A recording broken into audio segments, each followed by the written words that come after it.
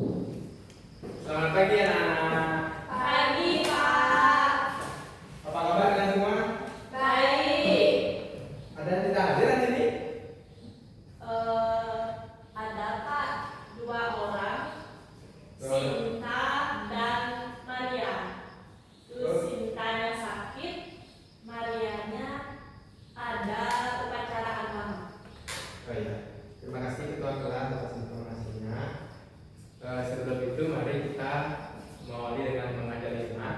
Mungkin dari ketua kelas bisa dipimpin. Baik, Pak. Pada asana. Pangandawi. Om Swastiastu. Mohon untuk tetap berdiri. Sebelum kita mulai pelajaran pada hari ini, mari kita mengajarkan ujaran puji syukur kehadiran Yesus Sang Hyang Widi dengan berdoa bersama yang akan Bapak pimpin. Mungkin anak-anak sekalian bisa mengambil sikap mustika berdoa akan Bapak pimpin dimulai. Om Awiganamastu Namo Siddham. Om Siddharastu Takastu Nama Swaha. Berdoa hati-hati. Nah, pada pagi hari ini Bapak akan menjelaskan materi mengenai manggalaniyanya dan juga bagian-bagiannya. Mungkin anak-anak sekalian masih asing dengan apa itu manggalaniyanya. Sebelum itu Bapak akan bertanya kepada anak-anak, pernah nggak sih anak-anak berpikir mengapa kita melakukan yajna? Kira ada yang bisa menjawab? Kenapa sih kita melakukan yajna dalam kehidupan kita ini? Saya, Ya, dari Mia. karena itu kewajiban yang harus kita lakukan setiap hari, Pak. Oke, jawaban yang baik dari Mia. Seperti yang teman-teman dengar bahwa yajna itu adalah kewajiban sebagai kita umat Hindu dalam melaksanakan kehidupan kita sebagai umat Hindu di dunia. Mungkin ada jawaban lain? Ayo, Pak. Ya, ya tapi. Untuk mendapatkan pahala dari Tuhan. Untuk mendapatkan pahala dari Tuhan. Oke, jawaban yang bagus. Berarti kita berniatnya untuk mencari kebaikan dan mendapatkan pahala sehingga mendapatkan karma yang baik. Nah, ke materi kita pada hari ini terkait dengan manggalaniyanya. Seperti yang sebelumnya sudah Bapak jelaskan bahwa yajna itu merupakan korban suci yang terus ikhlas yang diberikan terhadap ide Sang Hyang Widi Wasa sebagai bentuk rasa bakti dan syukur kita atas apa yang telah diberikan oleh ide Sang Hyang Widi Wasa. Nah, terkait dengan manggalani ini, mungkin anak-anak sekalian masih asing. Manggalani ini merupakan dalam sastra Jawa kuno, lebih tepatnya dalam kamus Jawa kuno, manggalani berarti orang-orang yang memiliki kemampuan dalam melaksanakan suatu upacara. Upacara dalam hal ini yaitu yajna. Seperti yang sudah kita pelajari minggu lalu, bahwa yajna merupakan korban suci yang terus ikhlas. Dengan demikian, manggalaniyanya adalah orang-orang yang melaksanakan atau memiliki kemampuan dalam melaksanakan upacara secara tulus ikhlas hadapan Ide Sang Hyang Widi Wasa. Nah, manggalaniyanya sendiri biasanya seperti yang kita ketahui umat Hindu di Bali dan di luar Bali juga terdapat tempat-tempat Hindu yang lainnya. Maka dengan demikian pelaksanaan manggalaniyanya ini akan berbeda-beda di setiap daerahnya, tergantung dengan desa Kalapatra. Mungkin adik-adik sudah tidak asing dengan desa Kalapatra, yang dimana desa merupakan tempat atau lokasi di mana dilaksanakannya yajna tersebut. Kemudian kala adalah waktu yang baik terkait dengan pelaksanaan dari yajna tersebut, dan patra merupakan kondisi atau situasi lingkungan dalam melaksanakan yajna tersebut. Jadi bagaimana pelaksanaannya dan langkah-langkahnya tergantung dengan bagaimana juga desa Kalapatra di masing-masing daerah tersebut. Nah, lanjut ke materi kita yang berikutnya terkait dengan bagian-bagian daripada mengalami yajna. Yang pertama ada sang yaja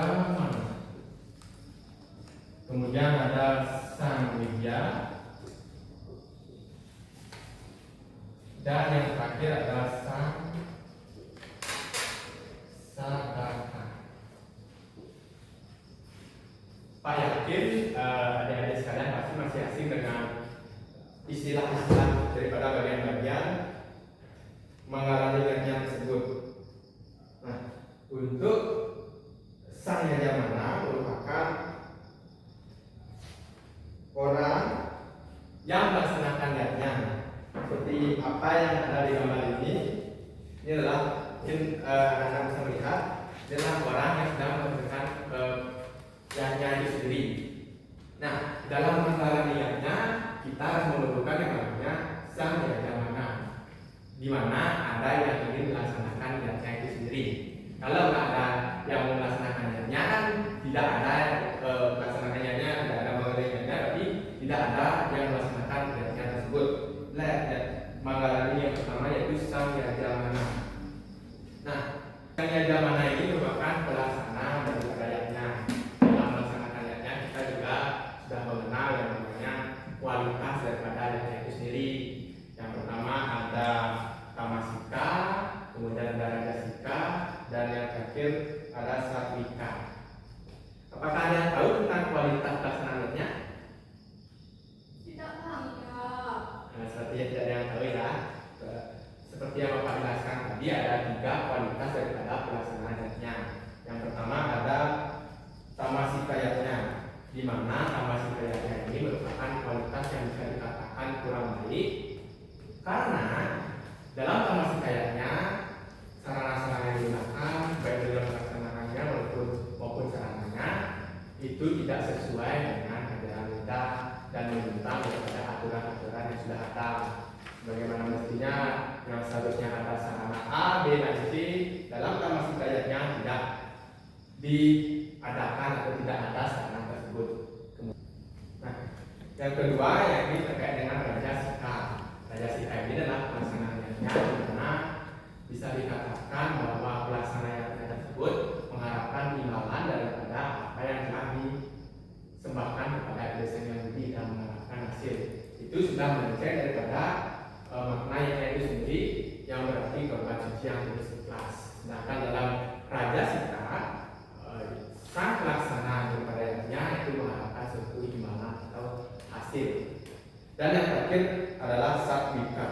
Nah, satwika ini merupakan pelaksana yang sangat baik, di mana dari kualitas yatnya adalah kualitas yang paling tertinggi dan sesuai dengan aturan-aturan yang ada dan sesuai dengan kitab suci kita Weda. Itu terkait dengan sang Yajamana pada bagian yang pertama. Kemudian pada bagian yang kedua adalah sang Widya. Mungkin Bapak akan memberikan sedikit clue terkait dengan sang Widya agar adik-adik bisa paham. Sang Widya ini merupakan pembuat daripada sarana. Nah, kalau kita di dalam Hindu Bali, apa sih namanya yang membuat sarana-sarana persembahyangan itu? Serempu. Serempu lagi? Ya, serempu. Pemangku. Pemangku, oke, dari pemangku. Ada yang mau menambahkan jawaban lagi? Coba diulang pertanyaan. Nah, sang Widya ini merupakan orang-orang yang menyediakan sarana kepada sang Yajamana atau pelaksana daripada yatnya itu. Siapa sih dalam agama umat kita di Bali ini istilahnya yang menyediakan daripada sarana-sarana tersebut? Kalau di rumah saya itu namanya selati. Iya, betul sekali. Terima kasih jawaban dari kami. Memang tadi jawaban darinya apa? Serempu. Boleh, berarti sesuai dengan dosen Kalapatra. Mungkin dari Mia dan Dia Utami daerahnya berbeda, jadi istilahnya berbeda. Kalau secara umum yang kita ketahui secara bersama bahwa orang yang menyediakan daripada sarana-sarana upacara dalam istilah mengandungnya adalah sang yang Budi. Tapi secara general, secara umum kita ketahui, kita sepakati dengan sebutan sati, di mana orang-orang menyiapkan daripada sarana-sarana dalam upacara untuk atau yang kita sebut dengan sarana upacara. Mungkin dari anak-anak sekalian tahu nggak perbedaan upacara dan upacara?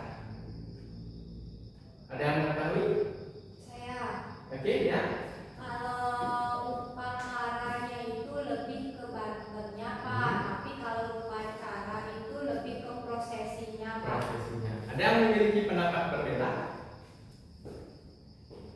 Tidak ada?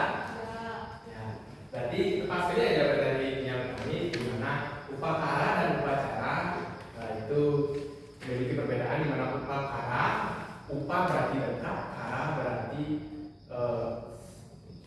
sarana atau perlengkapan, sehingga upacara adalah sarana-sarana bagaimana kita mendekatkan ide kepada ide yang dewasa melalui sarana-sarana yang dalam umat Hindu di Bali dikenal dengan istilah mantan.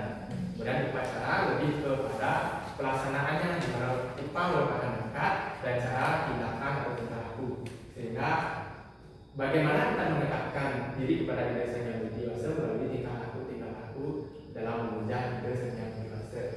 Itu terkait dengan sang widya. Sang widya adalah orang-orang yang menyediakan sarana atau kita sebut dengan serati. Dan yang terakhir adalah sang saraka. Sang saraka ini bisa kita katakan adalah orang-orang suci, manita atau inandita, di mana sang saraka sudah melewati yang namanya eka jati dan juga dwi jati. Ada yang tahu eka jati dan dwi jati itu apa? Tidak ada yang tahu? Baik, kalau eka jati merupakan di mana seseorang, orang suci tersebut sudah melaksanakan yang namanya pewibanan, artinya beliau sudah disucikan, tapi pada tahap yang pertama sesuai dengan istilah eka, artinya satu. Artinya tahap pertama seseorang dalam melakukan penyucian diri. Siapa yang termasuk ke dalam orang-orang eka jati tersebut? Yang pertama ada pemangku, kemudian ada balinya, kemudian ada dalang dan lain sebagainya. Nah, orang-orang suci yang tergolong pada eka jati ini maka diberikan kesempatan dalam melaksanakan yang namanya triyatnya. Jadi orang-orang pada eka jati ini boleh melaksanakan saja hanya sebatas pada triyatnya saja. Baik, yang kedua ada dwi jati. Sesuai dengan namanya, dwi artinya kelanjutan dari eka jati, yang mana dwi itu merupakan dua. Dua di sini yang dimaksudkan adalah dua kelahiran atau kelahiran yang kedua kalinya daripada orang-orang suci itu, yang biasa kita kenal dengan istilah menikse. Jadi orang-orang yang sudah menikse ini dianggap sudah lahir kembali setelah daripada diberikan anugerah oleh dan acair atau yang kita atau nabe dalam istilah umat Hindu di Bali. Nah, siapa sih yang termasuk golongan daripada sang dwi jati tersebut? Yang pertama ada Inandita, ada Pedanda, ada Maharsi, ada Begawan dan lain sebagainya, yang biasanya ada dilihat dalam pelaksanaan upacara yang terlihat seperti orang bijaksana, terpelajar dan tentunya pintar. Dapat dimengerti ya, Dek? Dapat. Bisa ya. Jadi Manggalani ini adalah orang-orang yang tergabung atau kelompok orang yang tergabung dalam pelaksanaan daripada yang itu sendiri. Seberapa hebat pun kita dalam melaksanakannya, tentunya kita tidak bisa melepaskan daripada orang-orang yang terlibat dalam pelaksanaan upacara yang tersebut. Jadi kita harus menghormati dan menghargai Tri Manggalani ini. Itu adalah materi kita di depan terkait dengan mengapa kita menghormati dan harus berbakti kepada Sang Yajamana, Sang Widya, dan Sang Sadaka. Apakah dari anak-anak sekalian ada yang ingin ditanyakan? Tidak. Baik, jika tidak, tentu itu materi kita pada hari ini sudah habis. Semoga adik-adik dapat mengerti apa yang Bapak sampaikan. Karena tadi diawali dengan doa, kita tutup juga dengan doa. Adik-adik sekalian bisa berdiri. Kita tutup dengan mengambil sikap pamustikarana, berdoa akan Bapak.